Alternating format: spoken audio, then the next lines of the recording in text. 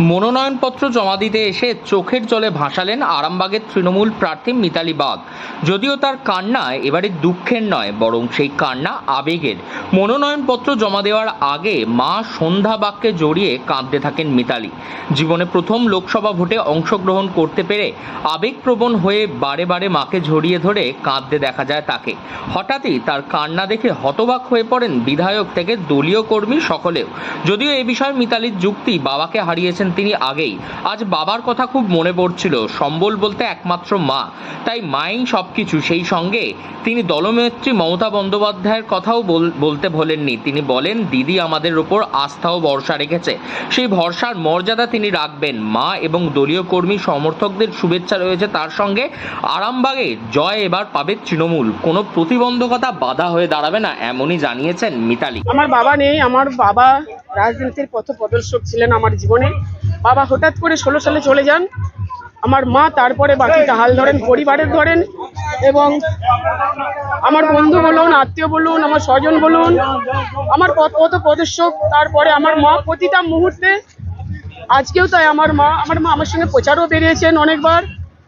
আজকেও আমি আমার মাকে সাক্ষী রেখে, সূর্য দেবতাকে সাক্ষী রেখে, জনতা জনার্দনকে সাক্ষী রেখে, জেলার প্রেসিডেন্টকে সাক্ষী রেখে আজকে আমি নমিনেশন করব। আমার কুলগুরু দেবতা, কুলগুরুকে প্রণাম করে আমি প্রথমে রামকৃষ্ণ সারদা মঠে গিয়ে ওখানে পুজো দিয়ে বাবাকে প্রণাম করে, আশীর্বাদ নিয়ে মাকে প্রণাম করে, আমার গুরুজনদের প্রণাম করে, ঈশ্বর নামে শপথ গ্রহণ করে আমি নমিনেশন করব। কি মনে করছেন, কি হবে ফল, কি চিন্তা করছেন? ফল, আরামবাগ লোকসভা কেন্দ্র মানুষ মুখিয়ে রয়েছে কবে ভোট আসবে।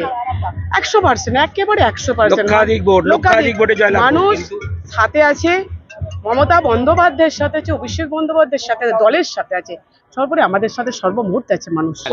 উল্লেখ্য, গত 10ই মার্চ ব্রিগেডের জনগর্জন সভা থেকে আরামবাগের ভূমিকন্যা মিতালি বাগের নাম ঘোষণা করেন তৃণমূলের সর্বভারতীয় সাধারণ সম্পাদক অভিষেক বন্দ্যোপাধ্যায়। মিতালি, তিনি একজন পেশায় অঙ্গনওয়াড়ি কর্মী। বছর 48-এর মিতালি অবিবাহিত। বর্ধমান বিশ্ববিদ্যালয় থেকে ইতিহাসে MA পাশ করেন 2011 সালে। বর্তমানে গোঘাটের দোতলা মাটির বাড়িতে বসবাস করেন তিনি। বাবা মদন মোহন বাগও ছিলেন তৃণমূলের একনিষ্ঠ কর্মী। 2016 সালে হৃদরোগে আক্রান্ত হয়ে মৃত্যু হয় তার। এরপরেই গুরুদায়িত্ব এসে পড়ে মিতালির ওপরে। মা সন্ধ্যা বাগকে নিয়ে শুরু হয় তার পথ চলা। আজ মনোনয়ন জমা দিতে এসে কিছুটা আবেগপ্রবণ হয়ে পড়েন তিনি। মিতালি বলেন, বাবা থাকলে দুহাত ধরে মনোনয়ন জমা দিতে যেতাম, কিন্তু বাবা নেই, তাই মায়ের দুটো হাতকেই জড়িয়ে ধরেছি। মা ও দলীয় কর্মীদের আশীর্বাদ রয়েছে আমার মাথার উপরে। আমি জয়ের ব্যাপারে 100% আশাবাদী। 1142 ভোটে জয়লাভ করেছিল তৃণমূল, এবারে কি হবে? দেখুন, আরবারের নির্বাচনটা ছিল একটা মানুষকে মিথ্যা প্রতিশ্রুতি বুঝানো হয়েছিল, সেটা মানুষ ভেতরে নিয়েছিল এবং হাওয়াই ভাসছিল। এবারের নির্বাচনটা কিন্তু হাওয়াই ভাসানো নির্বাচন নয়। মানুষ বুঝে গেছে যে মিথ্যা প্রতিশ্রুতি সরকারকে তারা উৎখাত করতে চায় সমূলে।